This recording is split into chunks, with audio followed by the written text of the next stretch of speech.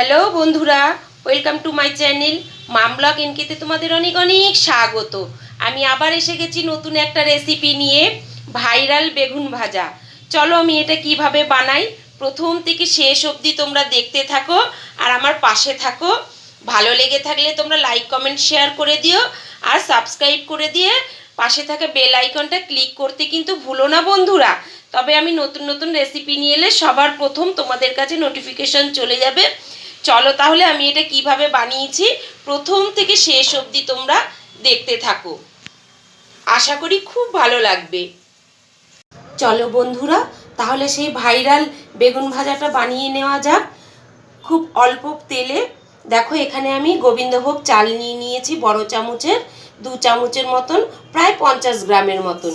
একটা মিক্সিং জারের মধ্যে আমি পুরো চালটা দিয়ে দিলাম আর দিলাম একদম ছোট চামচের হাফ চামচ চিনি দিয়ে দিলাম, কারণ বেগুন ভাজা একটু মিষ্টি মিষ্টি হলে ভালো লাগে, তোমরা তো সবাই জানো। এবার এটাকে গুঁড়ো করে নেব।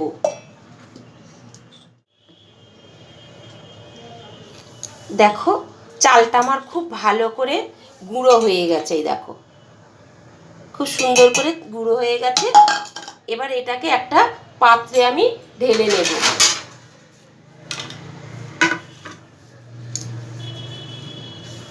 স্বাদ মতন নুন দিয়ে দিলাম, পরিমাণ মতন হলুদ গুঁড়ো দিয়ে দিলাম,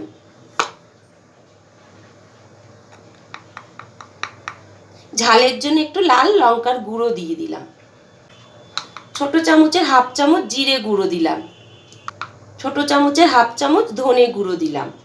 এবার দেব 1 চামচ বেসন, আরও একটু আমি দিয়ে দিলাম। এবার এগুলো সব চামচ দিয়েও তোমরা মাখাতে পারো, তবে হাত দিয়ে মাখিয়ে নিলে মিশিয়ে নিলে ভালো হয়। দেখো বেগুনগুলোকে আমি আগেই এইভাবে কেটে রেখেছিলাম, কেটে ভালো করে ধুয়ে নিয়েছি। এবার তোমাদের আমি দেখাচ্ছি, দেখো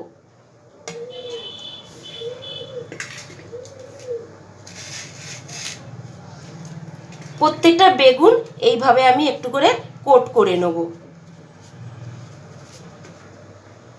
এইভাবে আমি রেখে দেবো কোট করে করে।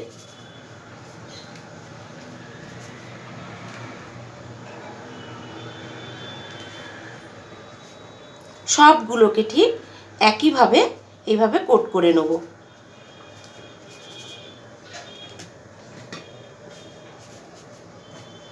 বেগুনগুলো তোমাদের আমি কাটা দেখালাম না, তোমরা তো সবাই জানো এইভাবে কাটতে হয়।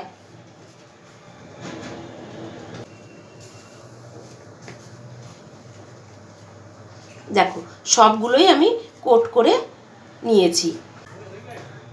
দেখো দেখো এগুলো ভেজা ভেজা মতন হয়ে গেছে। আমি আরও একবার করে এগুলো কোট করে নিচ্ছি, নিয়ে একটা পাত্রে আমি তুলে রাখি। ওভেন জ্বালিয়ে দেখো ওভেন জ্বালিয়ে ওভেনে কড়া বসিয়ে দিয়েছি, তেলও দিয়ে দিয়েছি, সাদা তেল দিয়েছি এখানে আমি। তেলটা আমার গরম হয়ে গেছে। এবার বেগুনগুলো সব একে একে দিয়ে দেবো এর মধ্যে। গ্যাসের ফ্লেমটা কিন্তু আমি মাঝারিতে রেখেছি।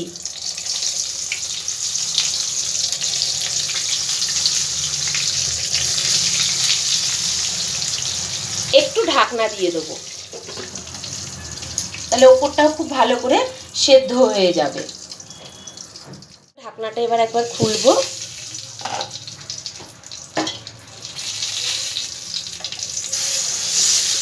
একটা পিঠ ভাজা হয়ে গেছে আমার, দেখো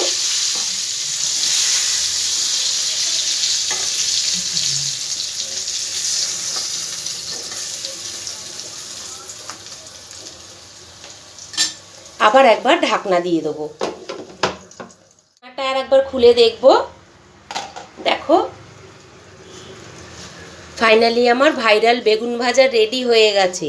তোমরা কিন্তু এইভাবে বানিয়ে খেয়ে দেখে কমেন্টের মাধ্যমে কিন্তু আমাকে জানাতে ভুলো না বন্ধুরা।